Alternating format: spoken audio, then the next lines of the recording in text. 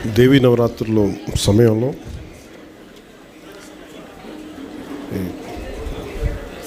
ఈ వారోత్సవాలు, అటవీ సంరక్షణ వారోత్సవాలు జరుపుకోవడం చాలా ఆనందంగా ఉంది. ముందుగా ఇక్కడ కొంచెం మీరు పక్కకు వస్తే పిల్లలు కనిపించవచ్చు కదా, కొంచెం దయచేసి రండి ప్లీజ్. కొంచెం ముందులో కూర్చోండి సార్, మధ్యలో పిల్లలు ప్లీజ్ దయచేసి కొంచెం.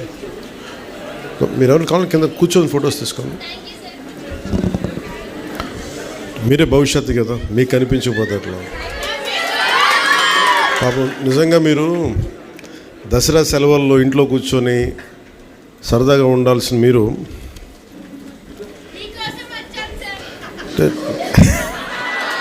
అలాగే అంటే నేను కూడా మీరు వస్తున్నారని మీకోసం వచ్చాను. దేనికి తపన పడతా ఉంటే మన తల్లిదండ్రులు తపన పడితే ఎవరి కోసం తపన పడతారు? బిడ్డలు బాగుండాలి తపన పడతారు. ప్రభుత్వాన్ని నడిపే వ్యక్తులు ఎవరైనా సరే, పెద్దలు, వాళ్ళ ప్రభుత్వం ఒక స్థాయికి వచ్చాక అందరూ బాగుండాలని కోరుకుంటాం. అందరిలాగే నేను కూడా నా ఇంట్లో బిడ్డలే బాగుండాలని కాదు, అందరి బిడ్డలు బాగుండాలని కోరుకుంటాను. ఎలా బాగుండాలి దానికి? మీరు పర్యావరణం చాలా కీలకమైనది.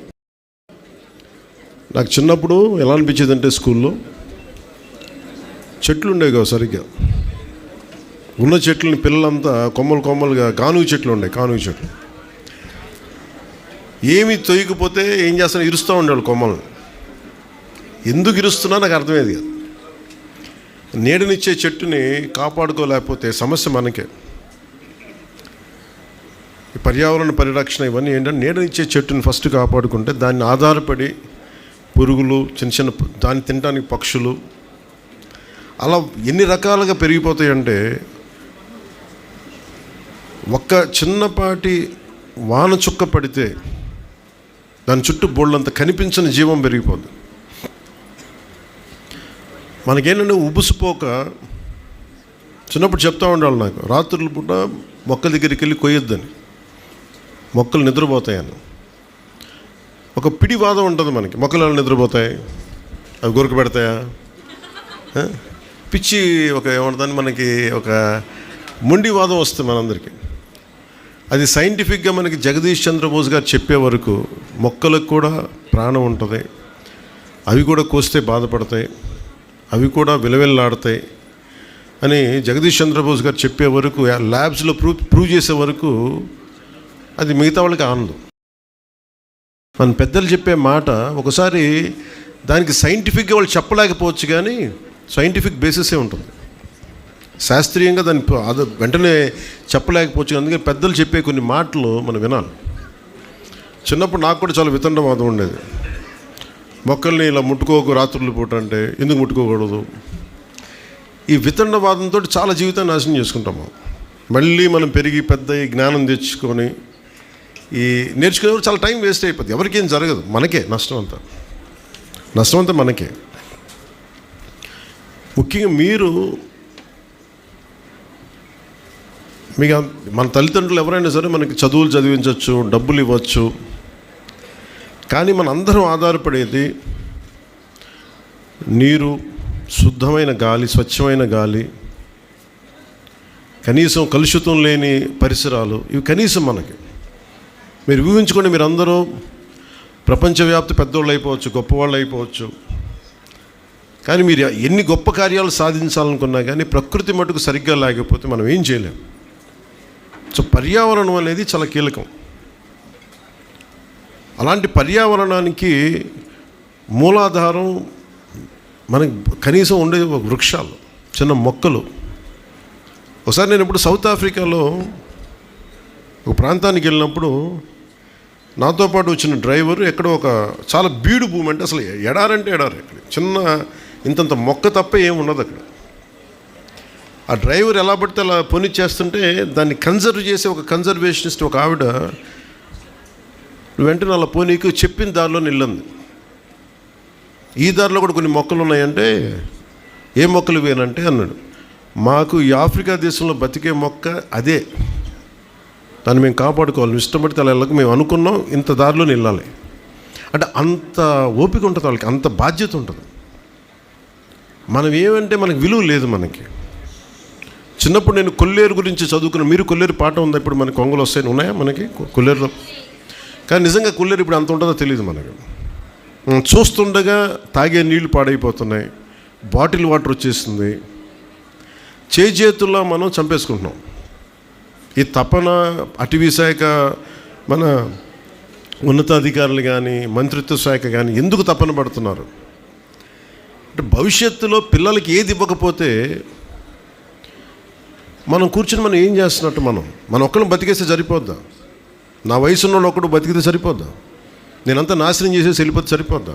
అందుకని ప్రతి ఒక్కరు ప్రపంచం బాధ్యత తీసుకొని మనందరికీ ఇలాంటి దినాలను పెట్టింది మనం రక్షించుకోవడానికి. నాకు పర్యావరణం మీద అపరిమితమైన ప్రేమ. ఎందుకంటే అది వేల కోట్లు ఉండొచ్చు కాక, గొప్ప గొప్ప పదవులు ఉండొచ్చు కాక, కానీ పదవులు కూడా ఏమీ చేయలేవు, ప్రకృతిని సృష్టించలేవు. డబ్బు నోట్లు ముద్రించగలమేమో కానీ ఒక చెట్టుని చేత్తో సృష్టించలేము. ఆ విలువ మనకే తెలియాలి. అలాగే ఒక జీవం చంపేయడం అనక, ఒక చిన్నపాటి మన ఇంట్లో పెంచుకుని ఒక చిన్న కోడి గుడ్డు పెడితే మా చిన్నప్పుడు ఎలా ఉండేదంటే అది ఎలా పొదుగుద్ది, ఎలా అది గుడ్డు మనకి పొదిగే పిల్ల అవుద్ది, ఒక అమేజింగ్ ఉండేది. ఒక ఒక అద్భుతంలాగా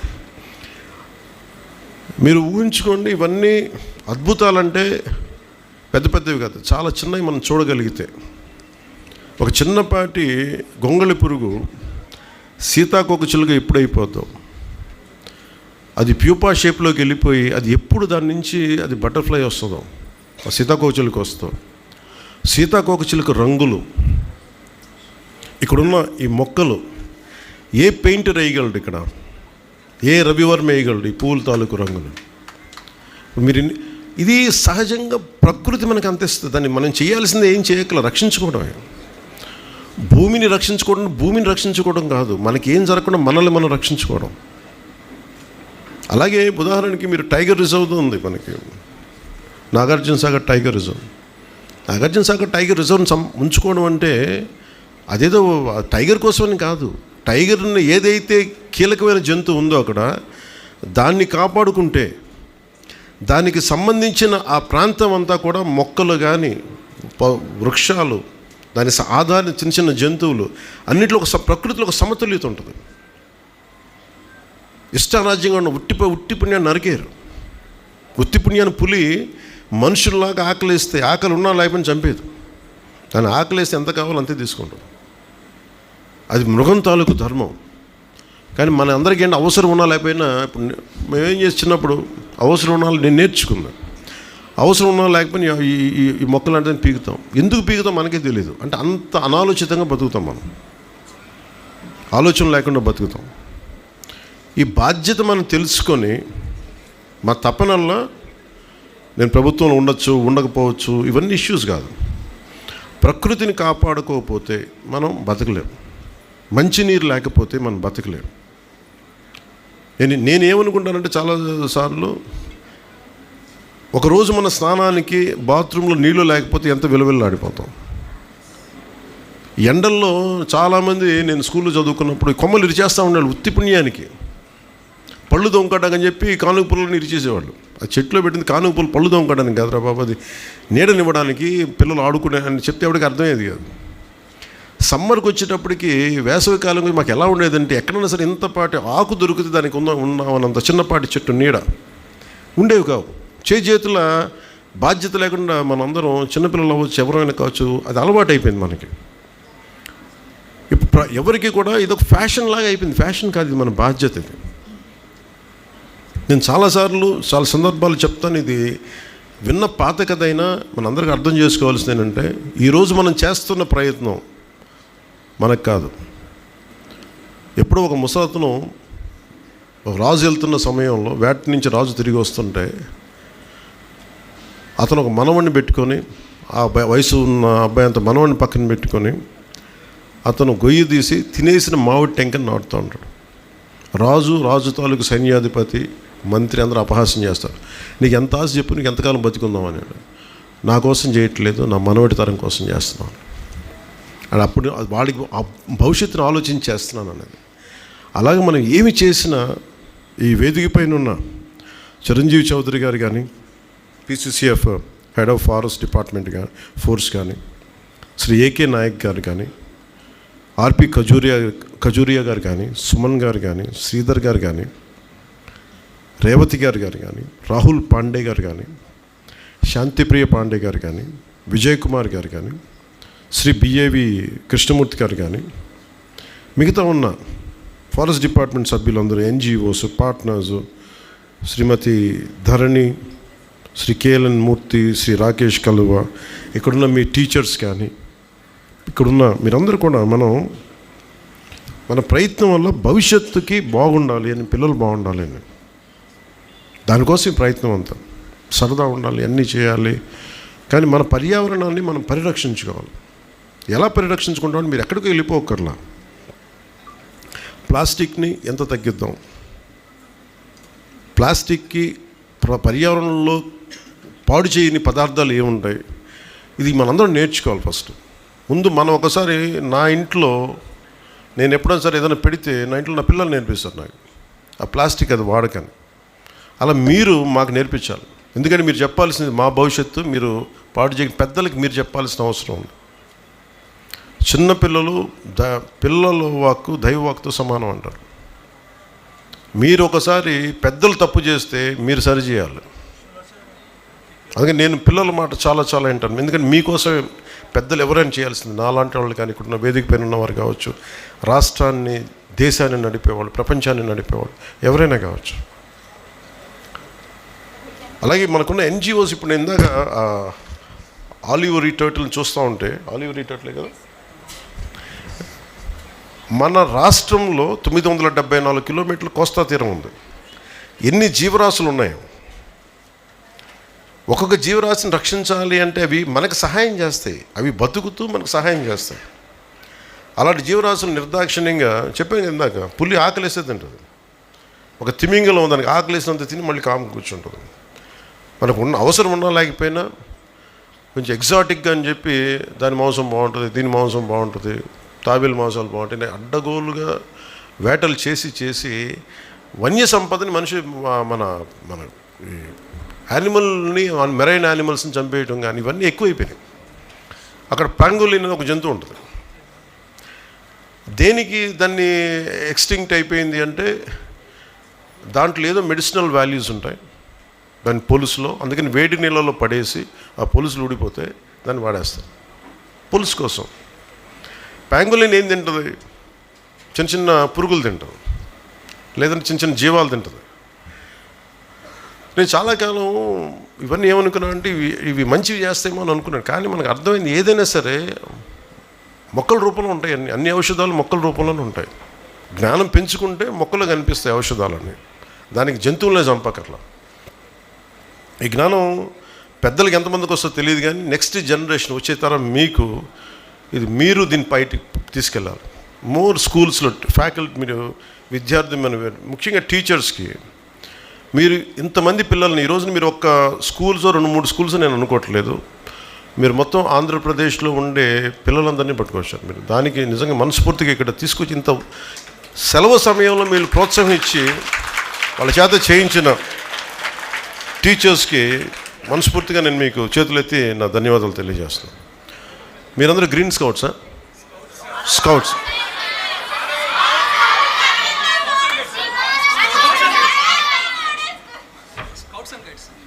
స్కౌట్స్ అండ్ గైడ్స్.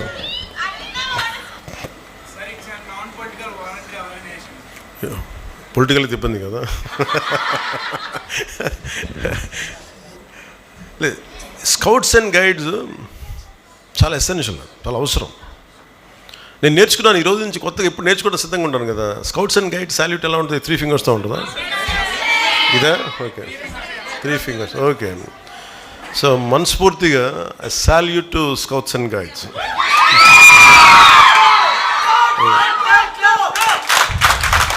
అలాగే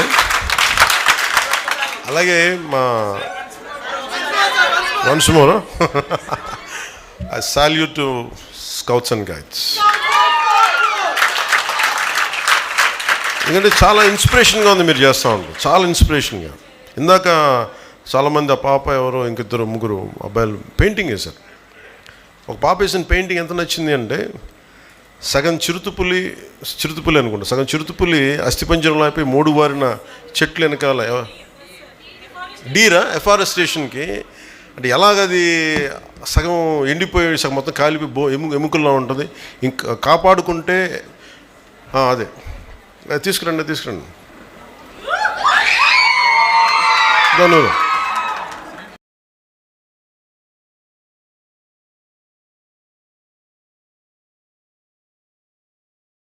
దమ్మా. నీ పేరు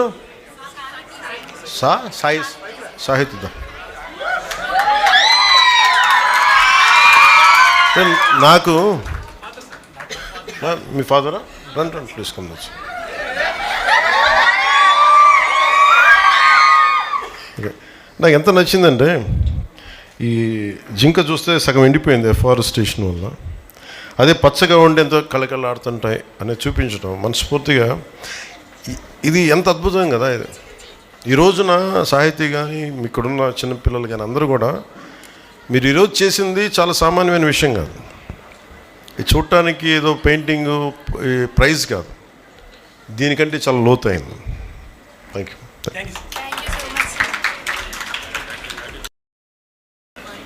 నాకు చాలా చాలా ఆనందంగా అనిపించింది, ఎంత తృప్తి అనిపించిందండి. వాళ్ళకి అలాంటి మీలాంటి వాళ్ళకి మేము ఇవ్వగలిగేది నేను తప్పని పెడతాం. ఇది ఏదైనా సరే ఇందాక మన చిరంజీవి చౌదరి గారు చెప్పినట్టుగా ఇది ప్రభుత్వం చేసేదో లేదంటే ఒక ముఖ్యమంత్రి ఉప ముఖ్యమంత్రి ఎమ్మెల్యేలు చేసేది కాదు, అందరం కలిపి చేసేది. మార్పు రావాలంట. నాకు చాలా చిన్నప్పటి నుంచి అనుకునేవాడిని ఓజోన్ లేయర్ దెబ్బతినేస్తుంది, వాతావరణం ఎల్నినో ఫ్యాక్టర్ వచ్చేస్తుంది. భయపడిపోయాను చిన్నప్పుడు. నేను పెరిగి పెద్ద అయ్యేటప్పుడు ప్రపంచం కూలిపోద్దా, ఇంక బతకలేమా, చాలా భయం ఉండేది నాకు. నిజంగా నా భయంకి తగ్గట్టుగానే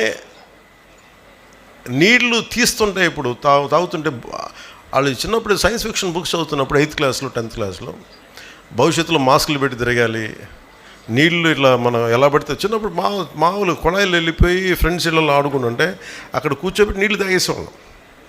అన్నీ బాగానే ఉండే. ఇప్పుడు ఏదన్నా తాగాలంటే భయం వేస్తుంది. ఆ పరిస్థితి నుంచి స్వచ్ఛమైన నీళ్లు రావాలి అంటే అంత స్థాయికి వెళ్ళాలని ఒక ప్రయత్నం చేస్తున్నాం. అది జరగాలని నేను కోరుకుంటున్నాను. మీకు ఈ ఎల్నినో ఫ్యాక్టర్ కానీ లేదంటే మనకి ఈ కూర్చోబెట్టి మన ఓజోన్ పొర దెబ్బతింటుంది ఒకసారి అంటే ఎంత విచిత్రంగా ఉంటాయంటే మన పాలసీస్. చిన్నపిల్ల నాకు ఒక చిన్నపిల్లడు చెప్పాడు ఈ మాట. ఎవరితో మాట్లాడుతూ ఉంటే ఒకసారి ఏదో రోడ్డు మీద వెళ్తూ ఉంటే టపాసులు వెలిగిస్తూ ఉన్నారు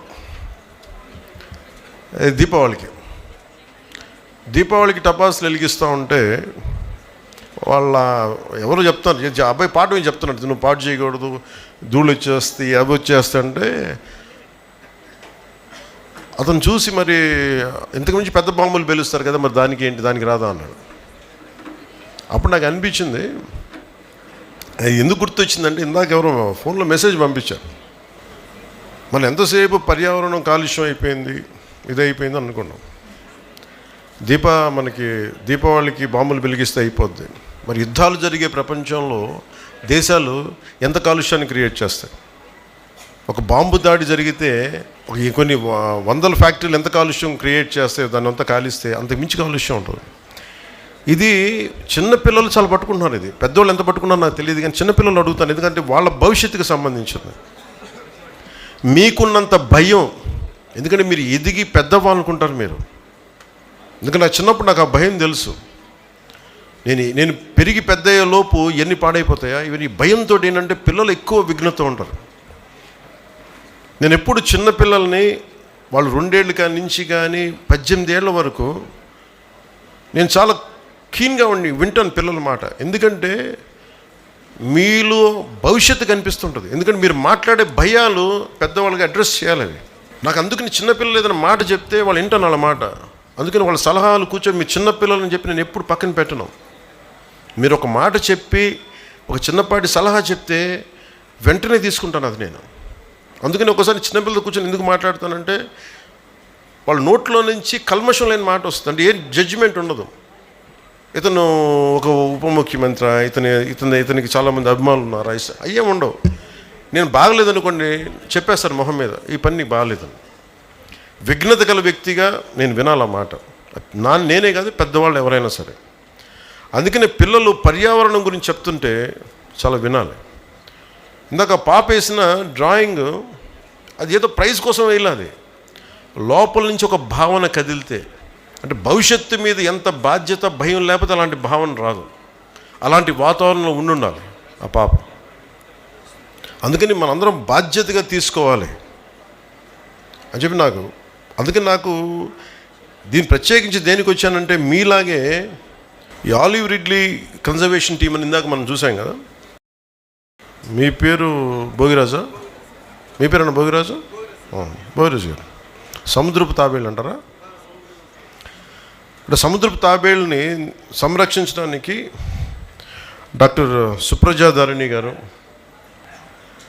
టి రాజ్, సూరజ్ గారు, చంద్రారెడ్డి గారు, సోమేశ్వర్, వీళ్ళతో పాటు నరేష్ గారు, వెంకటేష్ గారు, లక్ష్మయ్య గారు, జాలయ్య గారు, భోగిరాజు గారు. నేను అడిగి ఎంతమంది మీకు ఆర్గనైజేషన్లో పనిచేస్తారంటే, ఒకప్పుడు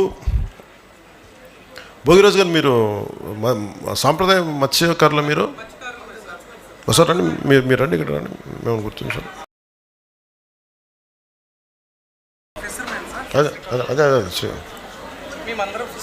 రండి రండి, ఎంతమంది రండి, వర్షం లైన్ నుంచి దమ్మా. మీరు రండి ప్లీజ్, మీరు ఇటు రండి మేడం, ఇటు రండి. కెన్ కమ్ రోజు. ఎందుకు పిలిపించానంటే, ప్రపంచంకి వాళ్ళ కష్టం తెలియాలి. జాగ్రత్త కొంచెం. డాక్టర్ సుప్రజాధరణి గారు కేవలం సముద్రపు తాబేళ్ళని వేటాడేస్తున్నారు. ఒకప్పుడు మత్స్యకార వృత్తిగా ఎంచుకున్నప్పుడు ఇక్కడున్న మన మత్స్యకార సోదరులందరూ కూడా వాళ్ళ వలల్లో చిక్కుకుపోయాయి. వాటి వల్ల వాళ్ళకి దాంట్లో మంచి చెడు తెలీదు.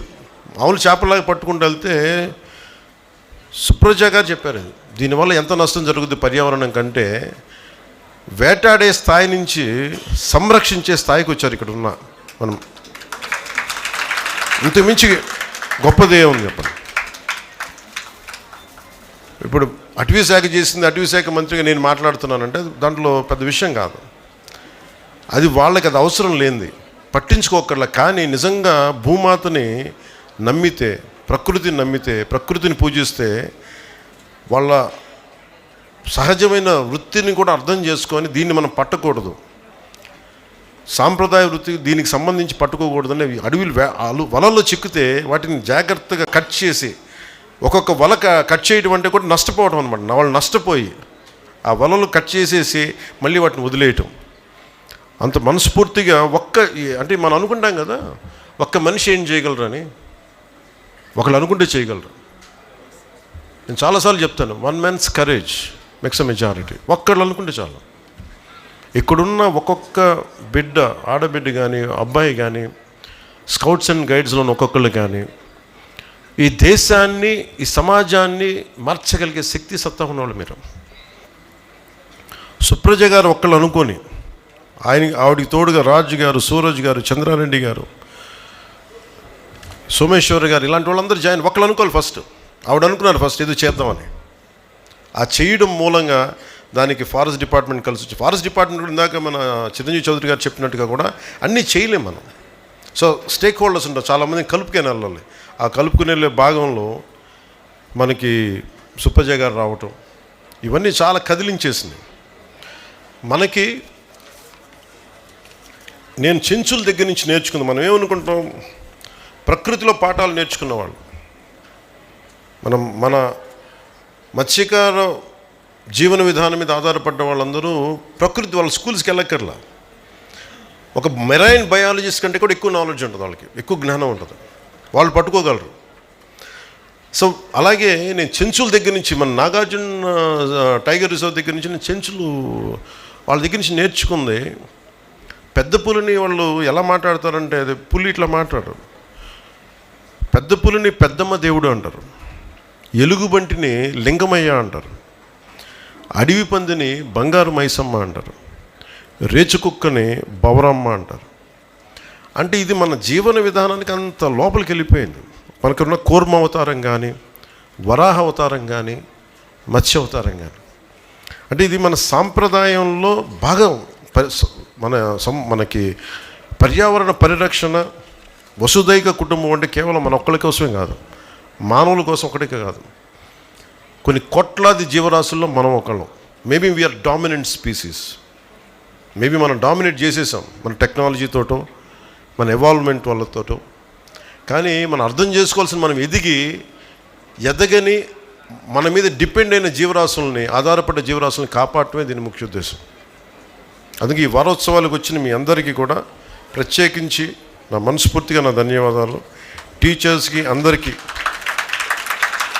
నాకు ఈ అపూర్వమైన అవకాశం ఇచ్చినందుకు మనస్ఫూర్తిగా ధన్యవాదాలు తెలుపుకుంటూ, ఇక్కడికి వచ్చినప్పుడే నేను చెప్పేసి ముగిచ్చేస్తాను. ఇందాక ఇదే ట్వీట్ చేశాను, అది మీకు ఆ ట్వీట్ సారాంశం మీకు తెలియజేస్తాను. Ecological conservation is not an option, an absolute necessity. Vasudhaika Kutumbakam literally means the world is one family. It is a foundation of our civilization.